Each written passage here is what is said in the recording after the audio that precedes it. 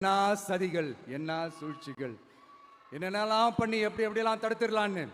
ஆனா இப்ப ஆட்சிக்கு வந்த இந்த சாமானிய மக்கள் ஆட்சியை நீங்க இந்த எதிர்கட்சியா இருக்கும் போது ஒன்று யூஸ் பண்ணுவீங்கல்ல, இந்த பழைய டெக்னிக், அதெல்லாம் யூஸ் பண்ணி நம்மளையும் மக்களையும் பிரிச்சலாம்னு நினைச்சீங்கன்னா அது ஒரு காலம் நடக்காது. மக்கள்லாம் ரொம்ப தெளிவாயிட்டாங்க சார், ரொம்ப தெளிவாயிட்டாங்க. அதனால ஒரு ஆக்கப்பூர்வமான ஒரு எதிர்கட்சியா செயல்பட்டு மக்கள் மனசை வெல்ல பாருங்க. இந்த கடைசி லாஸ்ட் 1 மந்தா நடந்த ஒரு சில விஷயங்கள் உங்ககிட்ட நான் ஷேர் பண்ணணும்னு ஆசைப்படுறேன். இந்த 200 யூனிட் மின்சாரம், கட்டணமில்லா மின்சாரம் அறிவிச்சோம். அதில் ஆல்ரெடி இருந்த 100 யூனிட் திமுக கொடுத்தது கிடையாது. மேடம் ஜெயலலிதா மேடம் இருந்தப்போ செஞ்சுட்டு போனது. ஸ்டாலின் சார் பதவி போன அந்த கடுப்புல அறிக்கையா விட்டு தள்ளிக்கிட்டு இருக்கிறாரு. என்ன பண்ணீங்க உங்களுடைய ஆட்சியில? மக்கள் பணத்தை, டாஸ்மாக்ல இருந்து அடிச்ச அந்த பணத்தை, ஊழல் செஞ்ச அந்த ஃபைல க்ளோஸ் பண்றதுக்கு அலையா அலைஞ்சிங்க. ஆனா இந்த விஜய் மக்களுக்கு தொந்தரவா இருக்கிற அதே டாஸ்மாக க்ளோஸ் பண்ணா.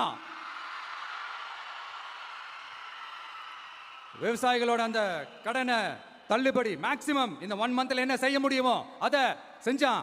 நீங்க தான் அந்த நிதி சம்பந்தமா இருக்கிற எல்லா கேட்டையும் லாக் பண்ணி வச்சுட்டு போயிருக்கிறீங்க. அதை சரி செய்ய வேணாமா? அதை ஒழுங்குபடுத்த வேணாமா? அதனால மறுபடியும் சொல்றேன், இந்த விஜய் பொய் சொல்லி ஏமாத்துறதுக்காகலாம் அரசியலுக்கு வரல. உங்க கூடவே நிக்கிறதுக்காக மட்டும்தான் அரசியலுக்கு வந்திருக்கிறேன். அதுல எந்த மாற்று கருத்துமே கிடையாது. கவலையப்படாதீங்க விவசாய பெருமக்களே. அடுத்து இந்த சட்டம் ஒழுங்கு, அது சரியில்லை இது சரியில்லைன்னு சொல்லி திமுகவும் மற்றும் பலரும் மாறி மாறி கூவுறீங்க. நான் ஒண்ணு கேட்கிறேன், இந்த மாடல் அரசுன்னு சொல்றீங்களே, அதுல என்ன செஞ்சு வச்சுட்டு போயிருக்கீங்க?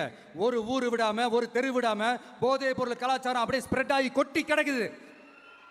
அது அப்பவே இனிஷியல் ஸ்டேஜ் அதை நீங்க கண்ட்ரோல் பண்ணியிருந்தீங்கன்னா இத்தனை பெண்களை இழக்க வேண்டிய ஒரு சூழ்நிலை ஏற்பட்டிருக்குமா? எல்லாத்தையும் பண்ணிட்டு பழிய தூக்கி ஏன் மேல போடுறாங்க.